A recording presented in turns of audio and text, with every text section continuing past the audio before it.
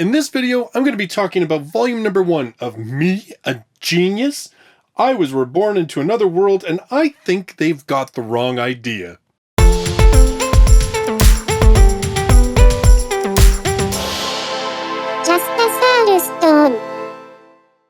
Hello everybody, and welcome to this review of volume number 1 of Me, a Genius. I was reborn into another world, and I think they've got the wrong idea. This one is by Nyun, and it is released by J-Novel Club. Now, in Japan, this is complete. It's a finished series. There's only 3 volumes, which is probably a good thing. Not because it's bad, but, well, we'll get into all of that.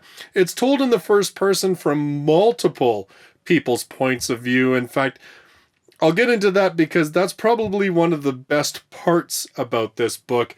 However, the main character is Koki Arakawa. He is, well, it's a reincarnation story. Let's just get right to it. We'll cut straight ahead, and I'm going to put the iPad down because it gets heavier than a book. So, in this book, we have Koki.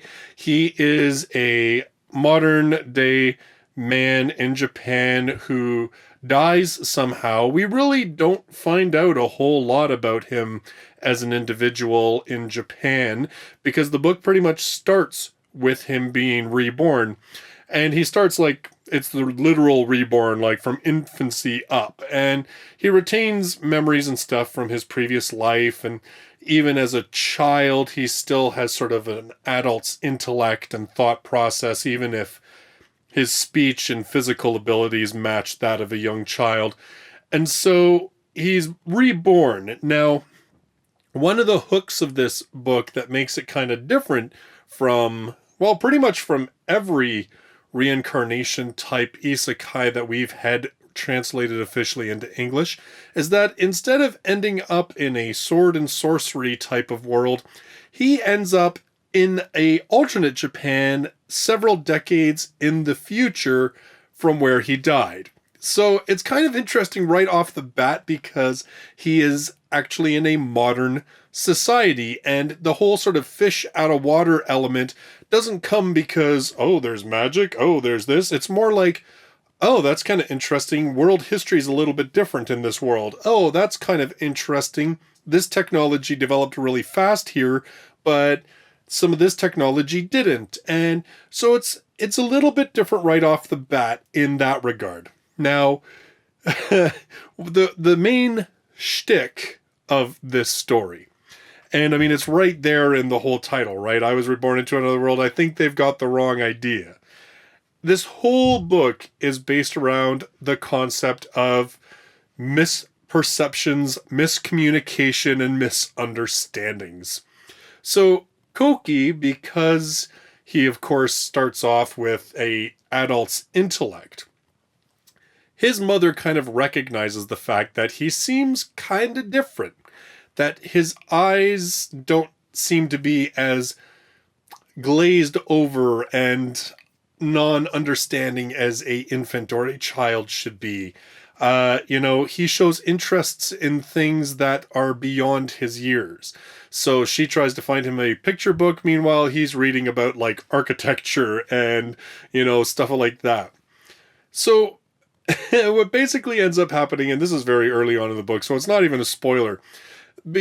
So what ends up happening is that, Koki's mom is a super genius who is in charge of several scientific academies. And Koki, who is basically just using a child's imagination, happens to stumble across a few things and put a few ideas in his mother's head that kind of changed the world.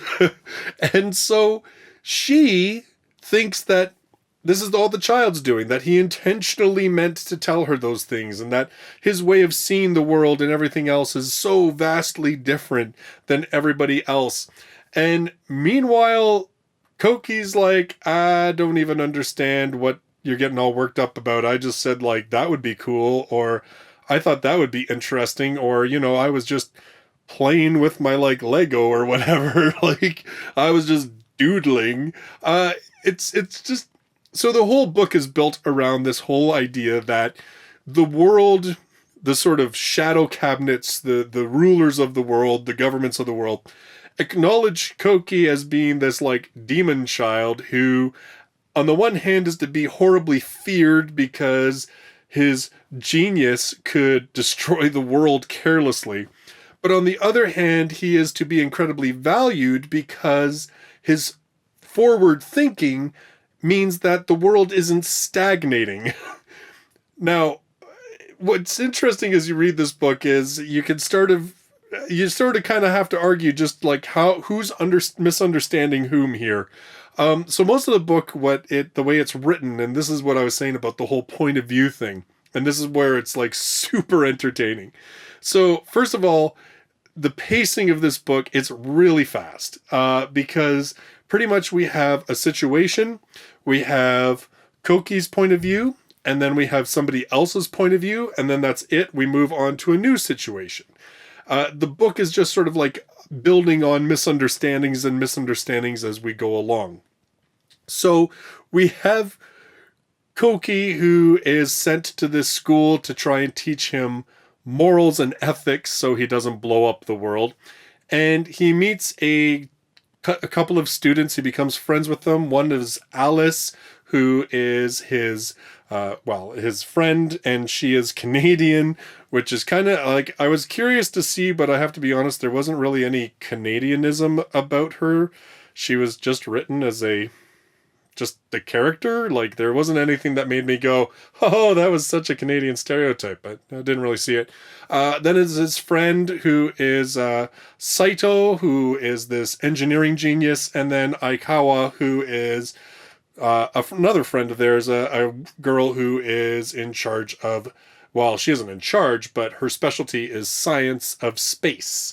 So he's basically in this school with these geniuses, and so you'll have a situation told by his point of view, and then you'll have the principal's point of view, or you'll have Alice's point of view, or you'll have Saito's point of view, or you'll have his mom's point of view, or his dad's, or the point of view of the people that have been assigned to defend Koki and protect him. And it is kind of hilarious at times just to see how absolutely misconstrued everything becomes. I can't get into specifics because honestly, I will say that this book, I mean, it is not a revolutionary or fantastic book. And this is kind of what I was saying about this whole, like, there's only 3 volumes and it's a good thing. It's not a bad book. In fact, I had a hell of a lot of fun reading this book. I laughed pretty much every single time the point of view shifted away from Koki and we saw just how misguided the other people's view of what just happened was. I laughed. I like out loud laughed because some of it is hysterical, and the book goes places that you just kind of scratch your head and you're like, really? Like we had, I think I put on Twitter, I'm like, okay, I'm at 47% and just what the hell just happened? In a way, it kind of reminds me of In Another World with my smartphone in terms of its sort of,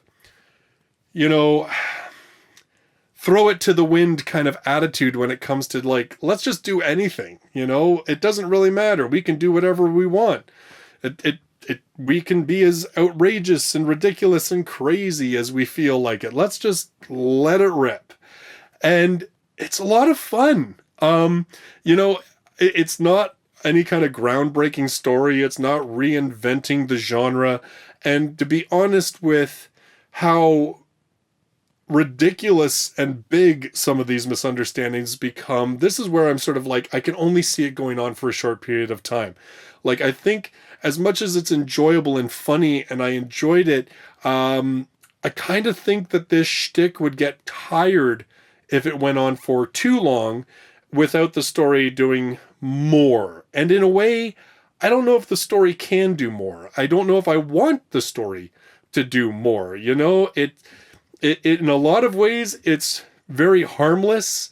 You know that in, like I said, in the same way with like in Smartphone, you pretty much know that the hero's over going to come to problems. In this one, you know that Koki's going to somehow overcome everything. It's just, how's he going to do it? And then the humor and the more interesting part of it is, how's everybody else going to perceive that he did it? This is what kills me about this book, was just, yeah, like the points of view of everybody else was the absolutely entertaining factor. It is a ridiculous book. It is over the top. And the fact that people could interpret some of the things that he does in the way that he does them are out there and really not overly believable. But nonetheless, it's entertaining.